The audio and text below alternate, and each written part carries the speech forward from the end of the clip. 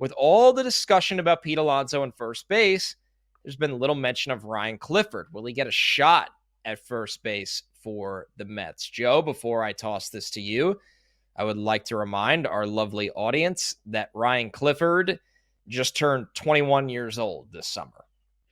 Yes, he's a young man, and he got to the Double-A level and had a lot of success. 18 home runs in just a percentage of the season. He slowed down a bit, towards the end of the season, but he is a guy that could be the long-term first baseman for the Mets. We talk about Pete Alonso and him signing a deal 3 to 4 years, maybe an opt-out.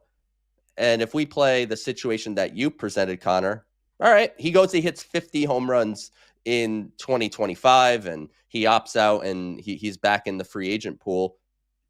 The Mets aren't like a lock to keep him beyond that. The Mets certainly wouldn't be a lock to sign Vladimir Guerrero Jr. if he is to make it to free agency. So it's certainly possible that the long-term first baseman for the Mets is Ryan Clifford.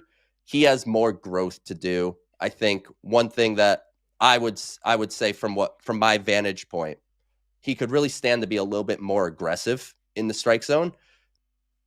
You look up his on-base percentage, his walks, those are great numbers. His strikeout 359 numbers in Double-A. Yeah, his strikeout numbers are staggeringly high.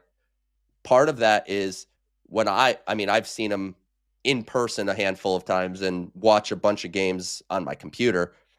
It feels like at times Ryan Clifford is by design trying to work the count instead and letting some pitches that maybe he could really do impact to get by.